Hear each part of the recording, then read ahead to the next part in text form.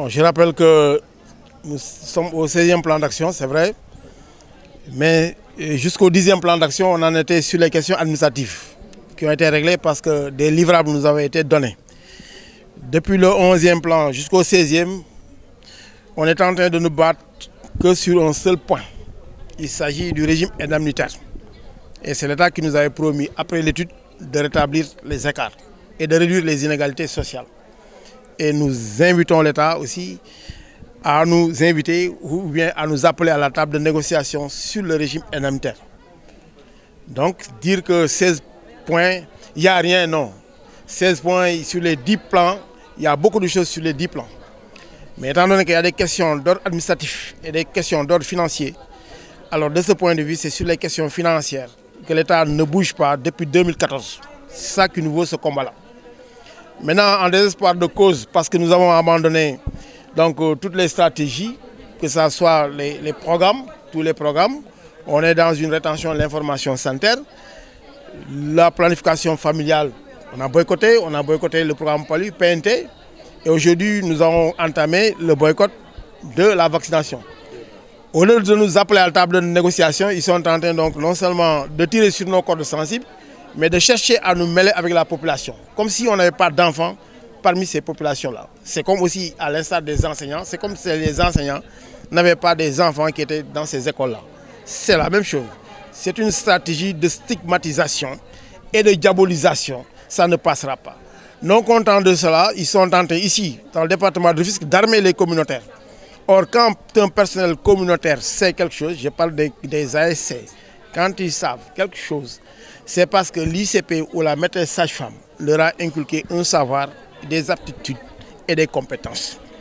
Et les utiliser parce que simplement leur patron, pour ne pas dire leur chef, donc, sont en grève pour qu'ils continuent la vaccination, ça c'est même se moquer de la population. Parce que ces communautaires travaillent sous la responsabilité des infirmiers chefs de poste. C'est comme aussi ces infirmiers chefs de poste travaillent sous la responsabilité des médecins. Donc c'est quand même risqué d'appeler les gens tous azimuts pour faire vacciner des enfants. La vaccination est une chose très sérieuse, très sérieuse. Il y a un calendrier de vaccination, il y a beaucoup de capacitations qui ont été faites sur ce personnel-là pour que le PV soit ce qu'il est. Donc vouloir coûte que coûte faire vacciner pour montrer à la face du monde qu'ils ont boycotté la vaccination, mais malgré tout on a vacciné, ça ne correspond pas à la réalité.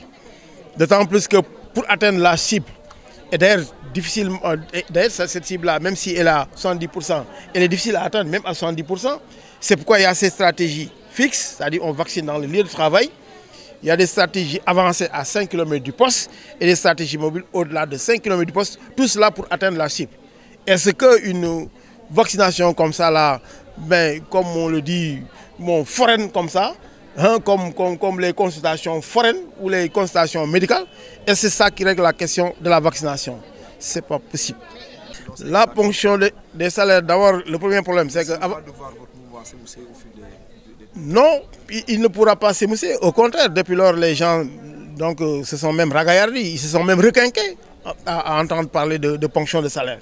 Et nous avons vécu aussi les ponctions de salaire. Et si c'est le prix à payer, mais qui nous envoie la note, on l'a dit partout. Si c'est le prix à payer, parce que nous avons payé ce prix-là en son temps. Mais ce qu'il faut dire, donc, chers amis, c'est qu'au lieu de payer les salaires, parce que jusqu'ici, jusqu'à date, il y a des salaires qui ne sont pas payés. Jusqu'à date, la motivation n'est pas payée. Jusqu'à date aussi, la question du régime indemnitaire n'est pas étudiée. Et nous sommes dans notre bon droit de revendiquer cela. Donc nous pensons que la meilleure posture, ce n'est pas de réquisitionner ou de ponctionner ou d'utiliser des matrones, c'est d'appeler à la table de négociation. Parce que d'ici là, parce que tôt ou tard, on sera à la table de négociation. Mais d'ici ce moment-là, il y aura tellement de problèmes difficiles à régler et avec des sommes faramineuses qui sont loin de ce qu'on est en train de leur demander. Et nous pensons que c'est un gâchis énorme par rapport à ça. Mais c'est normal, parce qu'ils sont en désarroi. Parce qu'ils croyaient qu'on n'en arriverait pas à ce stade-là. Nous avions dit en son temps que nous sommes inscrits dans la durée. Et c'est pourquoi on a planifié tout ce qu'on est en train de faire. Et la troupe est encore intacte. Donc nous pensons que quand même, en toute responsabilité, leur devoir ce n'est pas de se battre contre nous parce que nous ne battons pas contre eux, mais de nous donner notre dû. Nous ne faisons que réclamer notre dû. Ils avaient dit des accords réalistes et réalisables. De 2014 à 2018, ils ont essayé de régler un temps soit peu. Mais sur le régime indemnitaire aussi, c'est eux qui avaient dit qu'ils allaient nous servir un régime plus équitable, plus juste. Alors, l'étude étant bouclée depuis 2015. Nous pensons que de 2015 à 2018, s'il y avait une volonté, en tout cas de régler ce problème, on aurait réglé ce problème-là s'il y avait cette volonté. Mais on ne règle pas cette question et on nous menace et on coupe le peu qu'on a. Ils n'ont qu'à tout prendre. Waaw li ci am solo mooy ñu ngi ci fukki juróom-benneelu plan waaw loolu nag ñu bare dañ naan def ngeen fukki juróom plan dara amul ñu leen déedéet dañoo def fukki plan ñu door a génne li nga xam ne ameeloon nañu ko 2014 ba 2018 ñu door ko génne mais ponk yooyu mooy kayitu problème mu carrière yi ak yeneen kayit yu nga xam ne dañu ko waroon jox bokkul nag ponk bi nga xam ne ni mooy le régime indemnitaire. Parce que nous, en 2014, nous avons waxtaanee régime indemnitaire avec ben syndicat. Parce que nous avons un consultant, def ben étude, ba paré dal di wañi li nga xamni xel ni moy li nga xamni ñen ligé kat bu ci nek ëppalé nako moromam té pourtant yéna yam grade wala yéna yam lijaasa ñoko waxon mais ya xéyti comme que 2015 l'étude bobu jaxé té ñu jigoon lolu ba 2018 kay war nañ leen laaj mbir mom tam fu mu tollu parce que mbir mom dafa bokkon ci mbir ñu doon lijeenti en 2014 biñ doon signé accord réaliste et réalisable. Donc, accord réaliste et réalisable, un système de rémunération performant, équitable. Comme nous l'avons dit, wante loolu bu fekkee dem nañu ba ci cappaandaw ga war nga woo nit ñi nga leen ma de dama tële wala li ma bëggoon mënuma ko wala li ngeen laajee bari na ci man ba lii laa mën a proposer mais ñoom woowuñu ci table bi dem nañu assemblée nationale partout naan oui on négocie kan la ñu négocier nga woo Mballo wala nga woo Sidia wala nga woo leen ñu ñëw wax ay waxtaan la mën nañu waxtaan pour trouver def ay waxtaan exploratoire pour trouver ay pistes mais négociation xam nañu ni ñu koy defee.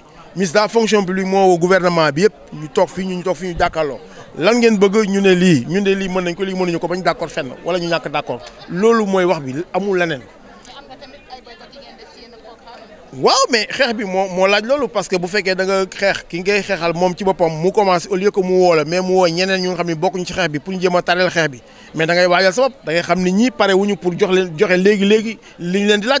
moo tax ñu commencé nag def rétention def boycott programme yi léegi ñu wax affaire yu ñàkk yi mel ni ñun amuñu ay doom wala amuñu ay jarbaat yaa ngi dégg ñàkk yi seen wàll bopp dafa nekk programme affaire feebaru sëkkat am programme affaire planning familial am programme affaire paludisme am programme yooyu yëpp la ñu commencé woon di ko bàyyi ba egg ci xale yi léegi nag ñu bëgg ñu booleeg jigéen ñi boole ñoo ko population yi.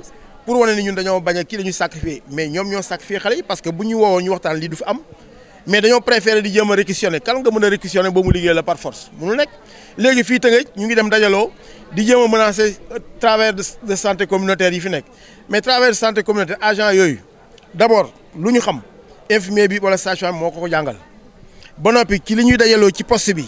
nga xam ni moom mooy consultant ak yooyu loolu lañ dajalee pour jox ko ci léegi moom li mu naan ko am akas déew ci comité de santé amatu ko parce que CDS bi 25% la ko jox or comité de santé doon na ko jox ba 40% mais bu dee nag kooku yow boo jaaxee nga considéré comme travailleur bu weesoo nga ne moom moo fi indi ay laago tànk bu fi lafañ moom ñoom ñoo ko fi def nangam ñoom ASC yooyu tey nga bëgg leen utiliser ñoom war nañ seetaat seen bopp bu baax a baax ba pare ASC comme que yow travailleur la ba nga koy def hors de mission di ko réquisitionner mais bu boobaa di ci topp mooy nga fay ko SMIC au moins loolu la code du travail wax nga jox ko couverture médicale jox ko couverture sociale pour bu retraité am lu mu am loolu mooy seen diggante ak ASC loolu moo leen war suñu diggante ñoom mooy fay ñu parce que ba léegi am na salaire yoo xam ni fayuñu ko ba léegi am na ay indemnité yoo xam ni fayuñu ko woowuñu ba pare di ko dagg. dem nañ sa béy ba nit sëkku mais daañu dagg seen salaire pour ñu wéy dañuy grève.